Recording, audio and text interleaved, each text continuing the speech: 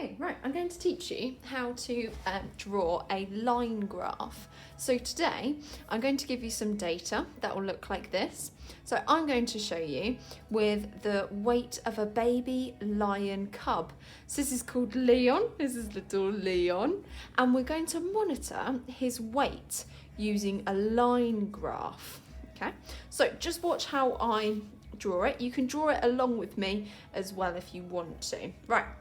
I'm going to draw my x-axis all the way, oh no, this is my y-axis. My y-axis just along there. I'm then going to draw my x-axis. Now along here is going to be the first column, so the age. So this is what he was at 10 days. Now what I'm going to do, I'm going to put my title, because I don't need to write days, because that will just take up a lot of the room. So instead, I'm just going to write days, and then that's how your title works. That's why you need a title on your axis. And then this is the title. Oh, actually I'm going to put age, because that's what Miss Evans has got on her data, age. And then along this way I'm going to put weight, and then in brackets your units, which is kilograms.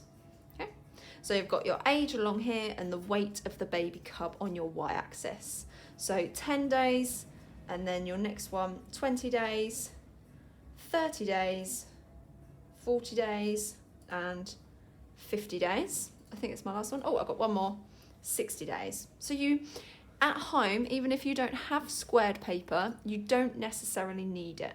We can still draw our line graph. Okay, so then we plot it. We say, right, I haven't put on my scale yet. So I need to have a look at a multiple of what the scale is going to go up in. So I've got numbers like 3, 5, 8, 10, 15, 20. So I've got a mix of odd and even numbers.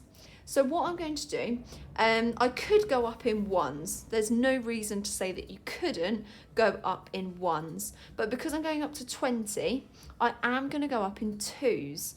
And when it gets to my odd number, I'm just going to go halfway in between those two. So I'm going to go 2, 4, 6, 8, 10, 12, 14, 16, 18, and then my highest number is 20. So I don't need to go any further than that. So I'm going to plot it. So at 10 days, the weight of little Leon, the baby cub, was 3 kilograms. Now I don't have a 3 because I went up in twos. But where could I put 3? Ah, yeah. I'm going to put it in between the 2 and the 4. So it's not on the 4 and it's not on the 2. It's in between them. Okay? So then we have a look at 20 days. At 20 days, the weight of my cub was 5 kilograms. 20. Again, I don't have a 5, so I'm going to go in between my 4 and my 6. So at 20 days, my baby cub was 5 kilograms.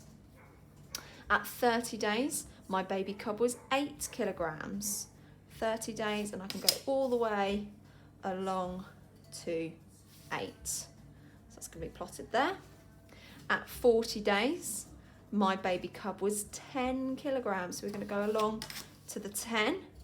Again, normally we would do this on squared paper just to get the accuracy. But if you don't have squared paper, Miss Evans doesn't have squared paper at home, you can just use plain. 50 days is 15. Again, that's our odd number. So we're going to go in between 14 and 16. So we're going to plot it there. And then at 60 days, our little baby cub, bless him, he was at 20 kilograms. So we're going to go all the way up. I'm going to make sure I'm at the 20, as I don't have squared paper. Go up to the 20. So then I've got my line graph, and I can then, from 0, I can then plot,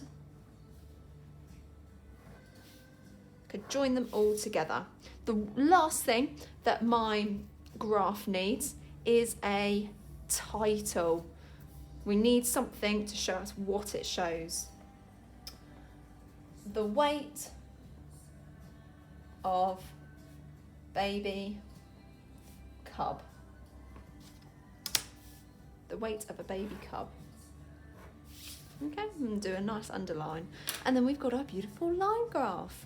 So what I'd like you to do is I have set on our sways 3 graphs that you could plot. There's an easy one, a medium, and then a hard one where you use decimals. The only way that you use decimals is when it's in between a number. So when you've got, if you are doing the hard one, if you've got a number, say 2.5, you'd have to go up in ones. So you'd go 2, 3, 4 and 5, but 2.5 comes in between 2 and 3, so you'd plot it there.